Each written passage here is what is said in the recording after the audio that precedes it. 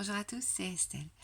Aujourd'hui, j'avais envie de vous parler de protéines. En fait, la semaine dernière, j'ai eu un petit patient qui avait des soucis digestifs et je me suis dit que c'était intéressant de revenir peut-être sur des bases et vous expliquer un peu ce que c'est qu'une protéine, comment ça se digère. Donc c'est parti.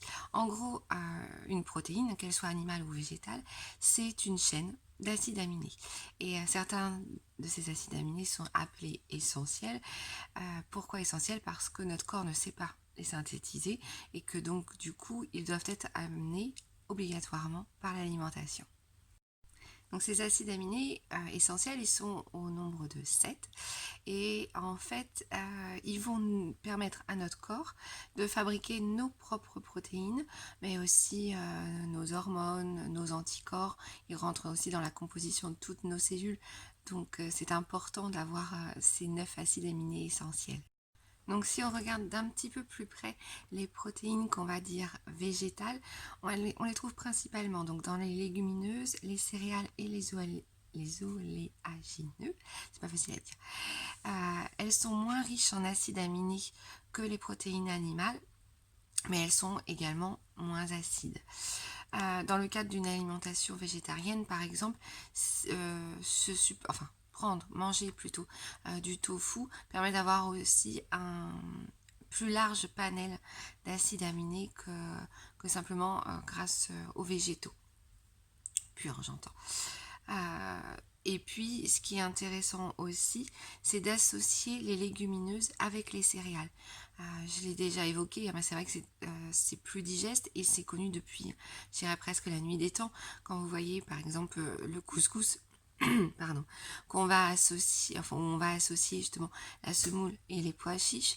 Dans l'alimentation mexicaine, par exemple, vous allez retrouver le riz avec le maïs, par exemple, et puis aussi les haricots rouges. Donc ça, c'est une association de protéines végétales et de céréales qui va être beaucoup plus digeste. En ce qui concerne donc les protéines animales, donc là on le sait, hein, c'est la viande, le poisson, les œufs. Euh, donc là pour le coup, elles permettent de donner à notre corps tous les acides aminés de façon plus complète. Mais ce sont aussi des protéines qui sont plus riches en gras, hein, en lipides, en graisse, en cholestérol. Donc pour les protéines animales, si vous voulez une meilleure digestion, c'est-à-dire pour limiter en fait ce qu'on appelle la putréfaction, hein, la digestion des protéines, il faut combiner dans l'idéal les légumes qui vont apporter des fibres avec les protéines animales. Si vous voulez une astuce de bonne digestion, c'est ça, c'est vraiment légumes et protéines animales ou bien protéines végétales avec céréales. Donc je parlais de putréfaction, je reviens juste un petit instant dessus. En fait, notre côlon est composé, on va dire, de deux flores, en gros. Une flore de fermentation, hein, c'est celle qui nous permet de dégrader les glucides, et une flore de putréfaction qui, elle, nous permet de digérer les protéines. La première produit des gaz inodores, la seconde produit des gaz odorants.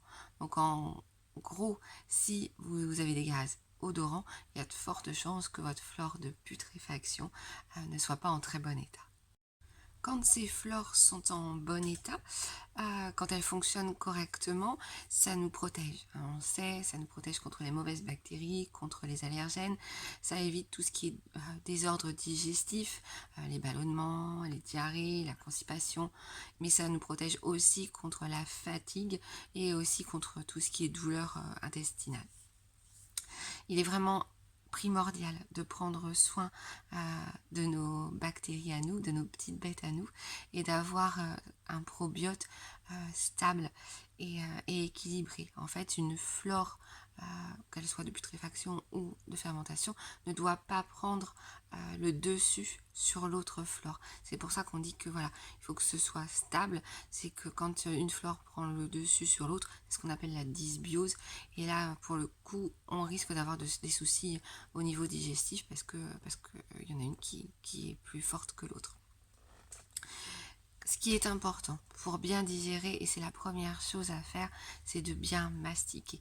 On sait depuis longtemps que la digestion, elle commence dans la bouche.